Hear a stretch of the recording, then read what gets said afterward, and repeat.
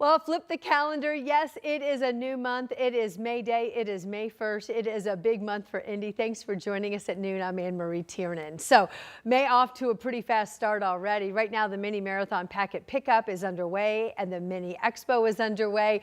Our Marina Silva went down to the Indiana Convention Center today to get us caught up on what the runners, walkers, and fans are doing right now and what they can expect tomorrow. Well, I don't know about you, but this is how I want to be doing these 13.1 miles in one of these beautiful cars. But we are joined here with Dave Neff, the 500 Festival president. Hello, how are you? I'm doing great, Marina. So what are some of the things that runners need to know ahead of this race tomorrow? So today is the last day of the expo. So you have till 8 p.m. to come pick up your bib. But tomorrow you won't be able to pick it up. So make sure you get down here to the expo. We're sold out, 30,000 runners.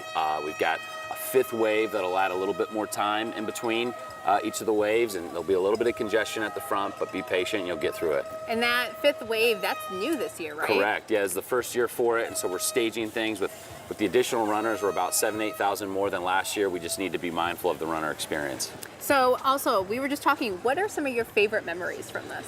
Well, I ran this 15 years ago without any training or prep. I did survive, but I remember going around the track. You know, you got to be mindful, it kind of banks a little bit, but it was a great experience, and it's fun to be on this side of it. This is my first year as president and CEO, so to be on this side of it, I'm really looking forward to the post-race party and some of the things that are going to happen in Military Park after the race. Awesome. Well, thanks so much for joining us. So yes, don't forget, if you are running this, you need to pick up your packet today. This is open until 8 o'clock. But even if you're not running, you can come enjoy the expo. There's a lot of different things for people to do. There's things you can buy and just really see the expo and get the feeling ahead of Mini Marathon. And don't forget, it's on our air at WTHR.com tomorrow morning.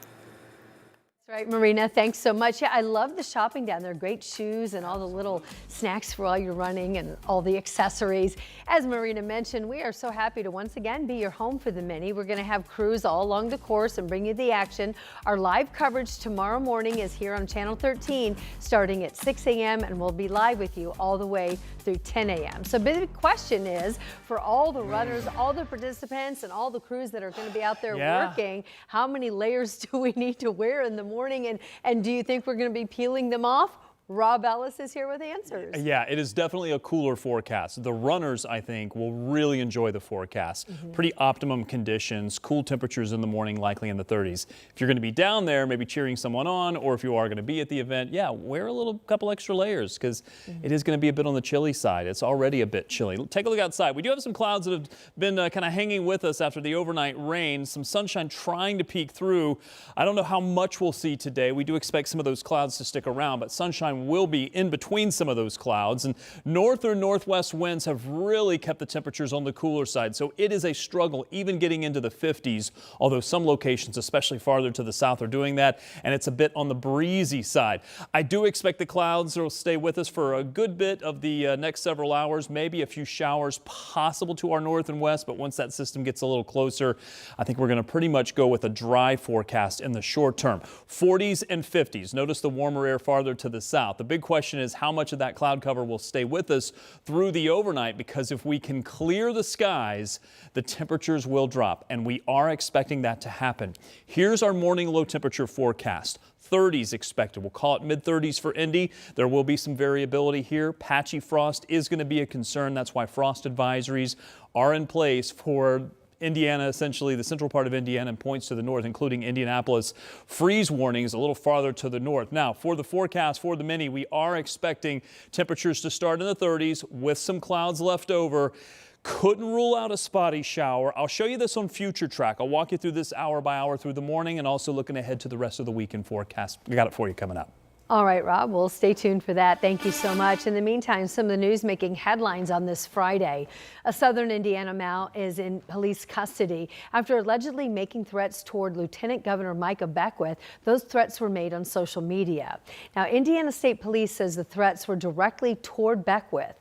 During their investigation, ISP says they searched the man's car and found suspected marijuana and reportedly other paraphernalia, and that's what led to the arrest. Now he's held without bond at the Du Bois County Jail. He is facing 3 preliminary charges that include intimidation against a public official. Also today, we have this new images now released of a person of interest. This is from that mass shooting in Bloomington over Little Five weekend. Police say the man in the pictures here with the necklace there is the one that they'd like to talk to for questioning. The shooting happened early Sunday morning along Kirkwood Avenue during the Little Five weekend. 5 women were shot in total, 4 others hurt in the aftermath. Investigators say a fight between 2 people is what preceded the gunfire. A Brownsburg daycare owner will spend 2 years in prison and will serve 180 days probation for her role in a child sex crimes investigation. Nancy Minton is the owner of Main Street University for Kids, and she changed her plea to guilty after being charged with failing to report crimes against children. We want to show you now video from inside the courtroom during this yesterday. It was last year that Gabriel Gardner, a worker at the daycare, faced 48 charges of sex crimes against children. Minton and the daycare director, Jennifer Lingbeck, were also charged with obstruction and failure to report. Minton was taken into custody after the hearing ended. It's the big talker and a lot of frustration. Gas prices remain at a record high. The state average jumped nearly 40 cents overnight. That's one of the highest jumps we've seen in just a short period of time. Right now, the state average is sitting at $4.80. It was around $4.41 yesterday. Last week, it was a whole dollar less, around $3.70. We've been talking to Hoosiers trying to find the best deal by driving around. Some are going extra miles and even waiting in really long lines because they want to make sure that they get the lowest price available. The high prices come as the governor suspended the gas tax. I did decide to do a 30-day pause on the sales tax on fuel, and I'm likely to renew that. That was a 17-cent savings. Now it will be even more because the wholesale cost of gas has gone up. The gasoline tax is set to expire on May 8th. The governor says he plans to make an announcement on a decision about whether to extend it or not sometime next week. What you're looking at here is a live look on the north side. This is I-465 and US 31 and Meridian Street. We are now just days away from massive road closures at this location. INDOT is warning drivers to get ready to slow down there. Samantha Johnson breaks down what we need to know.